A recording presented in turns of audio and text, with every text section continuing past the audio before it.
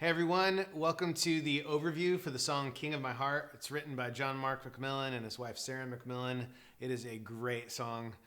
Their version's killer. Stephanie Gretzinger's version is great on Bethel Music's Starlight record, and there's a ton of others. I think Cutlass did it as well. A lot of churches are doing this song, and we're stoked to show you how to play it. In this overview, what I want to talk about, a couple of things. We're at 68 BPM. We'll always set our BPM to an eighth note click, so if your metronome doesn't have eighth note options, then you'd want to go with 136 as your eighth note click. Always the reason why is just to create, a metronome that's easy for everybody to follow. If you're in a church that does not have a metronome for everybody that's on in-ears or whatever, and you're the only one as a drummer that has them, be sure to keep time in the spaces that are down, because there's a lot of dead spaces in the song. This song's kind of cool because there's a ton of space, and we get to do a couple of things that we don't often get to do in worship songs. The song starts on drums with rim shot clacks on a kick drum. This is the tone. We don't often get to do it, but the thing about John Mark and Sarah is they just go for unconventional percussion in their songs, and it kind of sets the tone. It's like beautiful vocal, and then all of a sudden these clacks come in.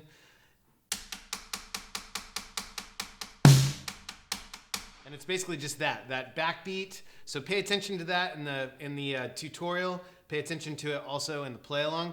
But you're going to be doing the kind of 3 steps to this whole song are the rim shot clacks with the snare. And then when we hit the chorus in the bridge, there's this really cool push-pull response. You are good. And in the space in between the next vocal phrase is this drum groove.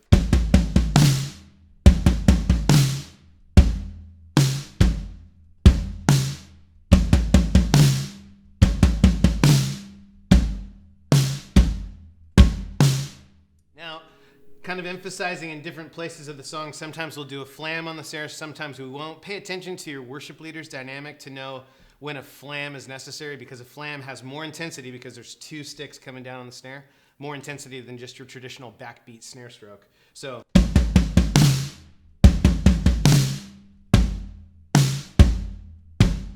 right? So just pay attention to that.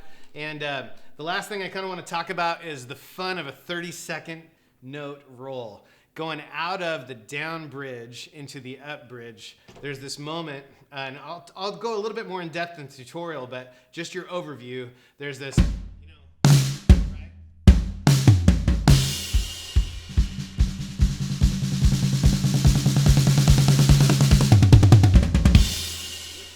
I kind of did a terrible job of playing there, but the bottom line is we never get to do that, man. Like, it never happens. Who gets to do that in worship? Normally, we're stuck with 8th note rolls, a 16th note roll max, but this is a really fun track because you got these cool dynamics, these flams, the 30-second stroke roll going around. Again, I'll dive into all the stuff in depth in the tutorial, but if you're just jotting down notes, those are your 3 sections. You've got the clacks.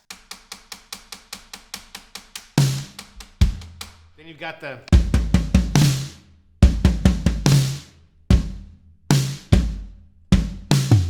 and that same groove transfers to a kick drum and ride.